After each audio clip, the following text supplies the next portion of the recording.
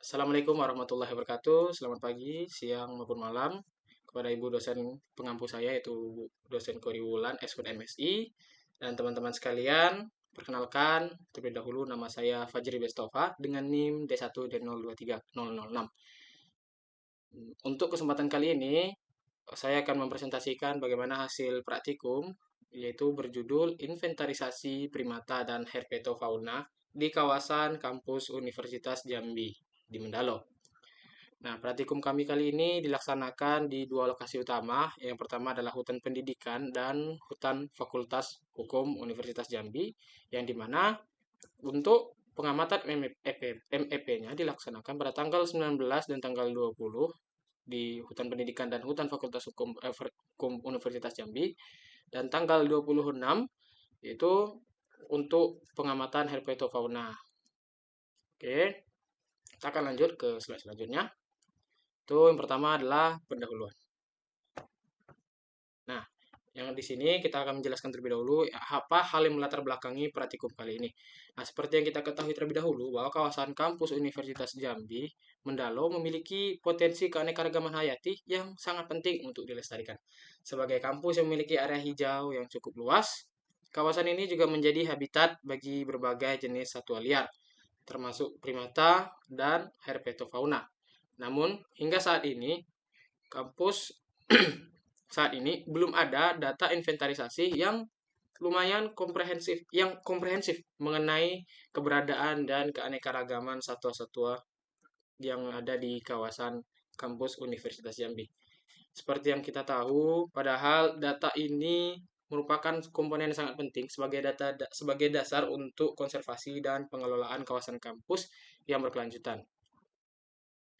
Nah, oleh karena itu, praktikum kali ini kami melaksanakannya untuk mengisi data-data tersebut, sekaligus memberikan informasi ilmiah yang dapat digunakan sebagai upaya pelestarian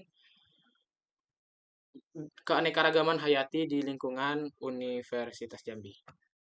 Nah, untuk kali ini kita akan masuk ke, yaitu adalah tujuannya. Mana mouse-nya? Nah, ini. Nah, untuk tujuan kali ini, yaitu pada 1.2, yang pertama kami mengidentifikasi keberadaan dan sebaran primata di kawasan hutan pendidikan dan hutan Fakultas Hukum Unja, yaitu Universitas Jambi, yang dimana kita ingin tahu di mana saja primata ini berada dan bagaimana saja pola sebarannya. Nah, yang kedua adalah untuk mengamati perilaku dan aktivitas harian primata. Ini cukup penting untuk memahami pola hidup mereka, kapan mereka aktif dan kapan apa saja yang mereka lakukan pada aktivitas sehari-harinya. Dan yang ketiga adalah melakukan inventarisasi keanekaragaman jenis amfibi dan reptil di hutan Fakultas Hukum. Kita ingin dan jika kita ingin mendokumentasikan spesies apa saja yang ada. Dan yang keempat adalah mengevaluasi metode mana yang lebih efektif untuk dilakukan pengamatan. Dan ini penting untuk penelitian-penelitian selanjutnya sehingga kita bisa langsung menggunakan metode yang paling efektif untuk pengamatan selanjutnya. Nah, selanjutnya kita akan masuk ke slide selanjutnya. Itu adalah metode penelitian. Nah, untuk metode penelitian ini ada yang pertama, kami menggunakan metode stationary dan mobile point yang dilaksanakan di hutan pendidikan Inja pada tanggal 19 September 2025.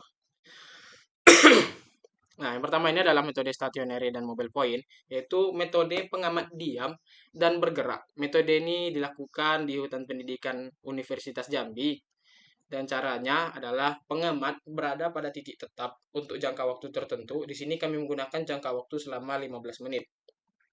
Nah, nantinya setelah 15 menit, maka kami akan berpindah ke titik 2, yaitu adalah pancang tumbang dengan jarak 50 meter.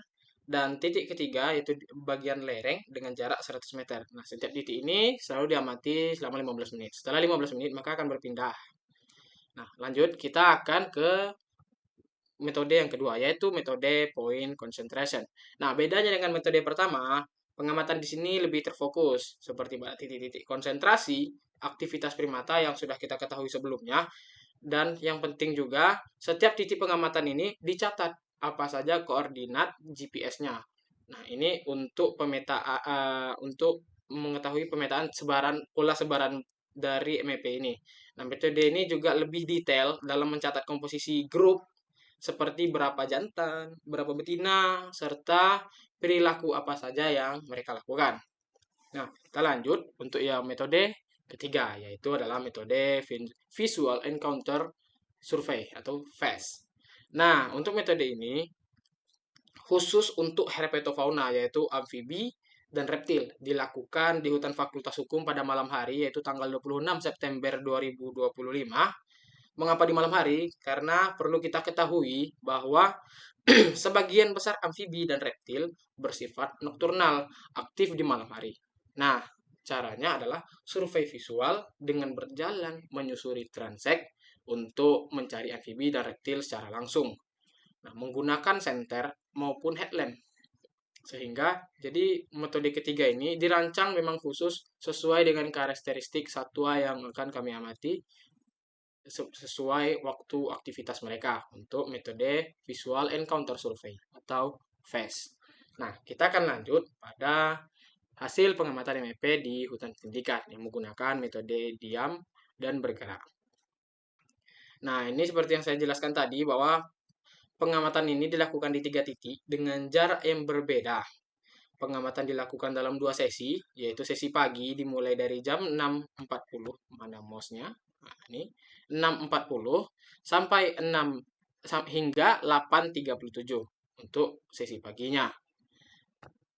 Dan untuk sorenya kami melakukan dari jam 4 sampai jam 6. Nah, setiap titik ini diamati selama 15 menit. Kemudian ada waktu perpindahan sekitar 2-5 menit untuk ada waktu perpindahan untuk bergerak ke titik berikutnya. Ada juga pengulangan dan pengamatan untuk memastikan konsistensi datanya supaya akurat. Nah, meskipun metode ini berhasil dilakukan, akan tetapi jumlah individu yang ada pada tempat tersebut tidak ditemukan pada tempat lokasi praktikum yang kami laksanakan. Walaupun komposisi grup tidak tercatat, tapi pengamatan ini juga relatif singkat di setiap titik dan kondisi pengamatan yang bergerak. Sehingga memang pada pengamatan kali ini mungkin seperti ada beberapa faktor yang menyebabkan MEP tersebut tidak ada, seperti kerusakan tempat pengamatan. Yang kedua adalah mungkin adanya gangguan, serta yang ketiga ada faktor manusia seperti kami. MEP tersebut kemungkinan besar lari ketika ada manusia yang mendekat. Sehingga pada pengamatan tidak tercatat, yaitu pada metode diam dan bergerak di hutan pendidikan. Nah, kita akan lanjut pada slide ke-6. Nah, untuk hasil pengamatan di hutan Fakultas Hukum ini adalah hasil pengamatan menggunakan metode titik konsentrasi di hutan Fakultas Hukum. Nah, metode ini jauh lebih detail daripada pengamatan yang dilakukan oleh 4 observer, yaitu Rehandi, Fajri, Nabila, dan Punya. Nah, kami berhasil mencatat ada 7 grup primata dengan total 21 individu.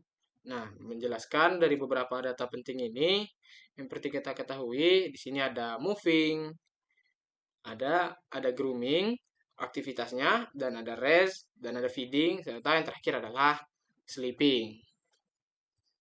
Nah, ada beberapa grup yang terdiri dari 3 jantan dan 1 betina dengan total 4 individu. Ada juga grup dengan 1 jantan dan 3 betina dengan total 4 individu. Nah, ini juga menunjukkan variasi dari struktur dalam grup-grup primata yang ada. Semua pengamatan ini dilakukan dalam cuaca cerah yang memudahkan observasi. Dan setiap lokasi pengamatan dicatat koordinat GPS-nya, seperti di pinggir jalan Fakultas Hukum, dan titik kedua adalah sebelah pohon, yang ketiga adalah belakang gedung peradilan Fakultas Hukum. Dan juga waktu pengamatan juga terbagi dalam 2 sesi, yaitu sesi pagi dari jam 7 tepat hingga jam 9, dan sesi sore dari jam 4 hingga jam 6. Nah, ini menunjukkan bahwa primata ini aktif pada pagi hari dan sore menjelang malam. Nah, kita akan lanjut pada pengamatan perilaku primata. Nah, dari pengamatan tadi kita bisa menganalisis perilaku primata ini. Ini adalah merupakan grafik distribusi perilaku yang teramati.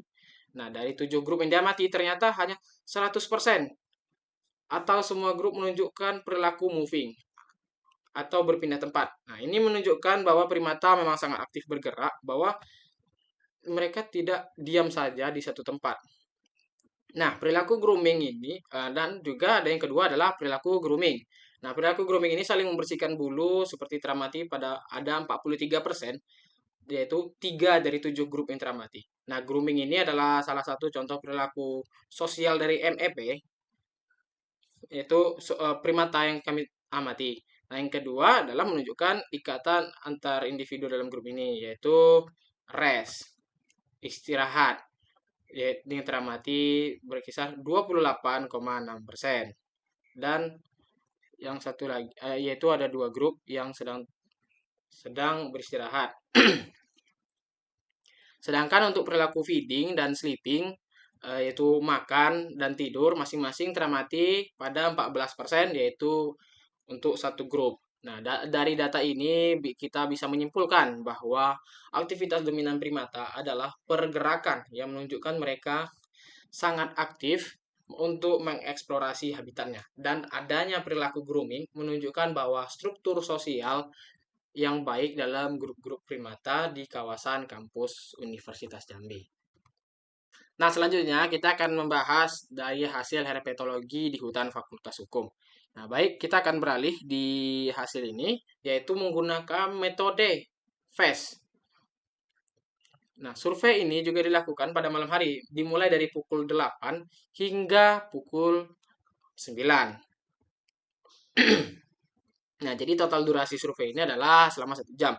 Dalam waktu yang relatif singkat ini, kita berhasil menemukan 8 spesies herpetofauna yang berhasil didapatkan, yaitu 2 spesies reptil, yaitu ada kedua ular dari famili Colubridae. Nah, untuk yang pertama, itu adalah Dendrelapis caudolineatus. Ini, mana mouse-nya? Ini.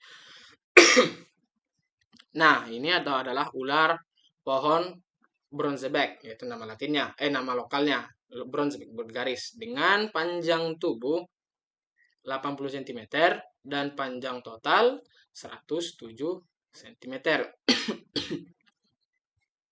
yang ditemukan pada pukul 8. Nah, yang kedua adalah Ahetula prasina atau ular pucuk. Dengan panjang tubuh adalah 60 cm SVL-nya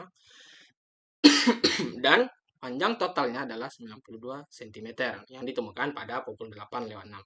Dan keenam spesies amfibi yang semuanya adalah katak dari 2 famili, yaitu adalah Faejervaria. Nah, Faejervaria limnocharis atau katak sawah yang ditemukan pada pukul 8:16. Fulcrana, dan ada yang kedua adalah Fulcrana glandulosa atau katak pohon yang ditemukan pada pukul 8:32. Yang ketiga adalah Limnonectes macrodon atau katak bertaring. Nah, ini yang paling besar dengan panjang tubuhnya adalah 10 cm yang ditemukan pada pukul 8:42. Dan yang paling melimpah adalah dari genus Hilarana, yaitu Hilarana parvacola, dengan 3 individu yang ditemukan pada pukul 8:41, 8:46, dan 8:48. Ini menunjukkan bahwa kondisi habitat pada hutan Fakultas Hukum sangat sesuai untuk spesies ini. Yang menarik bahwa keberadaan katak sawah juga menunjukkan adanya area lembah atau berair di kawasan tersebut. Nah, baik, kita selanjutnya akan masuk di slide selanjutnya adalah komposisi famili dan ukuran tubuh. Perbandingan ukuran tubuh. Nah, dari data tadi kita bisa melihat bahwa komposisi famili dari perbandingan ukuran tubuh ini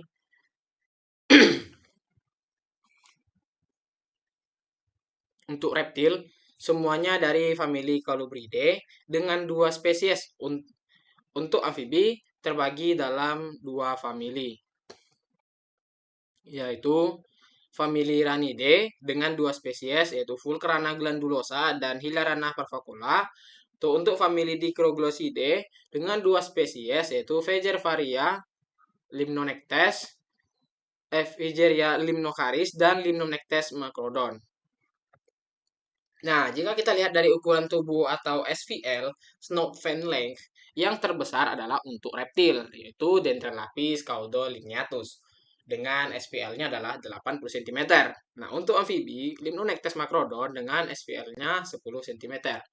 Nah, yang terkecil adalah dari Hilarana parvacola. Dengan SVL-nya 3,5 cm.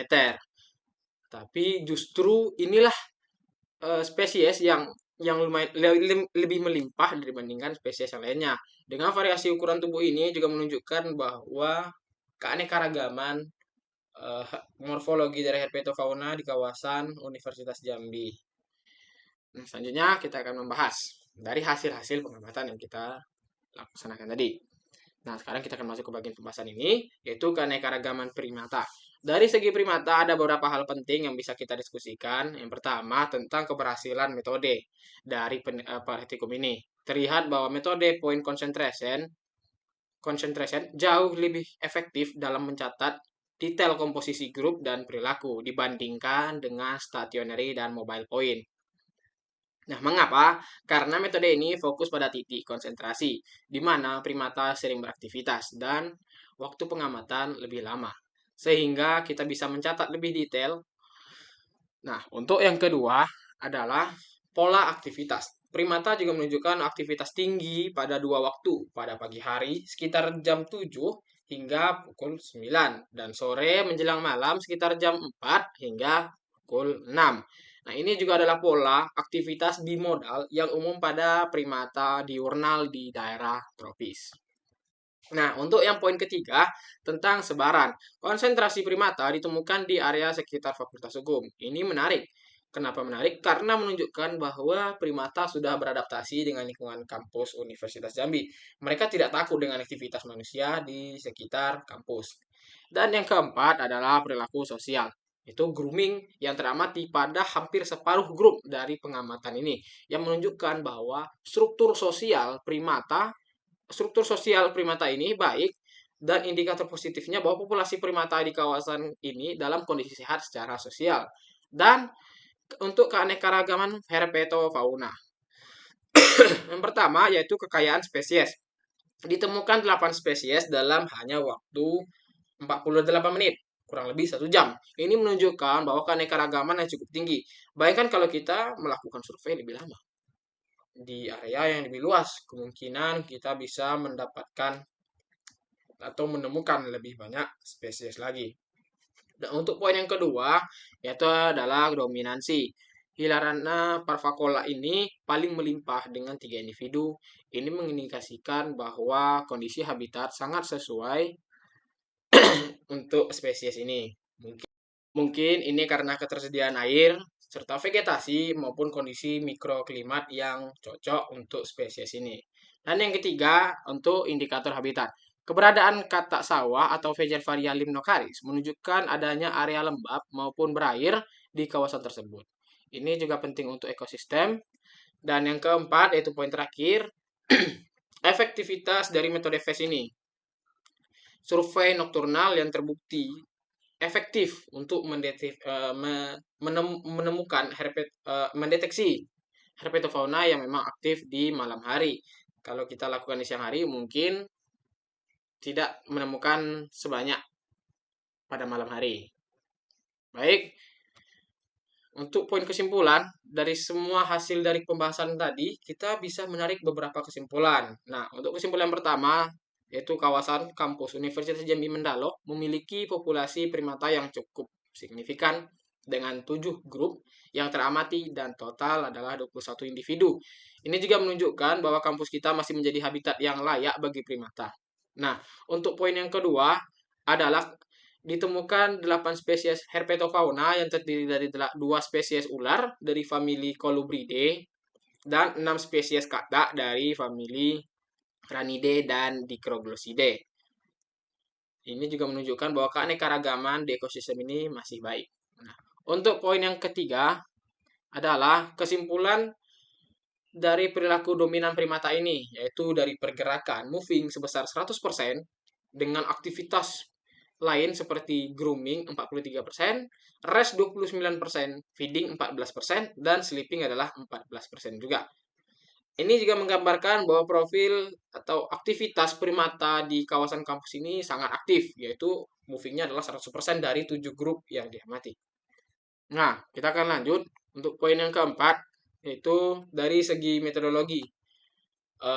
Untuk metode point concentration itu lebih efektif untuk pengamatan primata karena lebih detail dalam mencatat komposisi dan perilaku. Sedangkan untuk phase nocturnal yang sangat efektif untuk inventarisasi herpetofauna. Nah, secara keseluruhan bahwa dapat kita simpulkan lagi, penelitian praktikum yang kami lakukan ini juga menunjukkan bahwa kawasan kampus Universitas Jambi Mendalo ini memiliki keanekaragaman hayati yang perlu dijaga dan dilestarikan. Data ini semoga bisa untuk monitoring kegiatan praktikum selanjutnya dan konservasi kedepannya di Universitas Jambi. Baik, tidak terasa kita telah di penghujung. Demikian presentasi saya tentang inventarisasi primata dan herpetofauna di kawasan kampus Universitas Jambi.